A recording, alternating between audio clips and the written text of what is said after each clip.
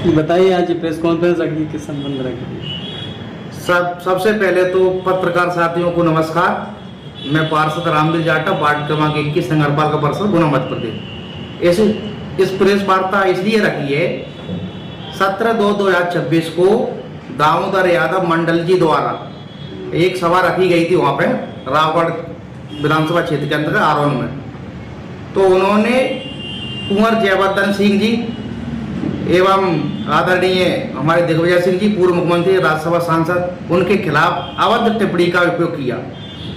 तो इसके खिलाफ हम लोगों ने आज एसपी महोदय का आवेदन दिया था और हमने मांग की थी कि ऐसे व्यक्ति असामाजिक तत्व में ऐसी भाषा बोलने का प्रयास किया जा रहा, मतलब जो एक दूसरे के आदमी आपस में मतलब एकदम मन मुटाव बेमनस्ता फैलाने का काम किया जा रहा है। तो हमारा निवेदन ये है, एसपी महोदय से हमने बोला कि इनके खिलाफ कार्रवाई होनी चाहिए, एनएसी के तहत कार्रवाई हो और ये आगे सभा, आम सभा जो परमिशन है इनकी निरस्त की जाए।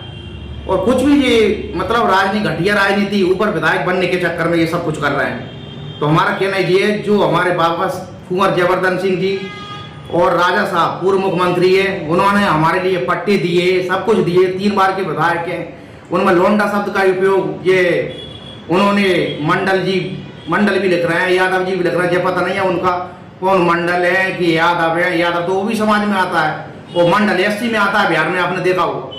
तो मेरा यही निवेदन है एसपी महोदय से, डीजीपी महोदय से, अभी प्रदेश सरकार से, कि यहाँ तक कि मुझे तो ये लगता है प्रदेश सरकार ने उनको संरक्षण दे रखा है।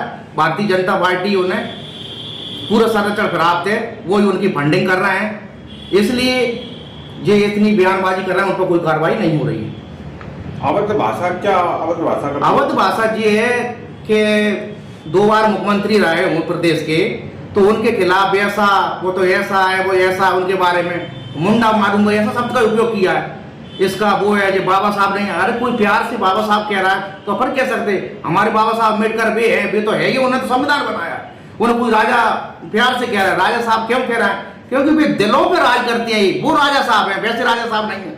क्योंकि वे खुद नहीं कहते कि मेरे पैर छियो के कचू कर, मुझे तो मैं भी जाटव समाज का हूँ, दलित समाज का हूँ, मुझे टिकट दिया है इतनी सी उम्र में, तो उन्होंने सब कुछ किया है हमारे समाज के लोगों के लिए, SC ST के पट्टे बांटे हैं, तो सब कुछ किया है, तो हम उन्हें कैसे भूल सकते हैं? और मैं तो हमारे समाज के भाइयों से जो 18-19 साल के हैरवा जाट समाज के, उनसे कहूंगा जो भीम आर्मी आजाद समाज पार्टी के लोग हैं, उनको बरगलाने का काम किया जा रहा है, क्योंकि वो विधायक बनना चाहते हैं। विधायक के बाद जैसे प्रीतम लोधी ने किया था, ऐसा ही वो कर रहे हैं। उन्हें कोई ना संविधान से मतलब ना कौन से मतलब।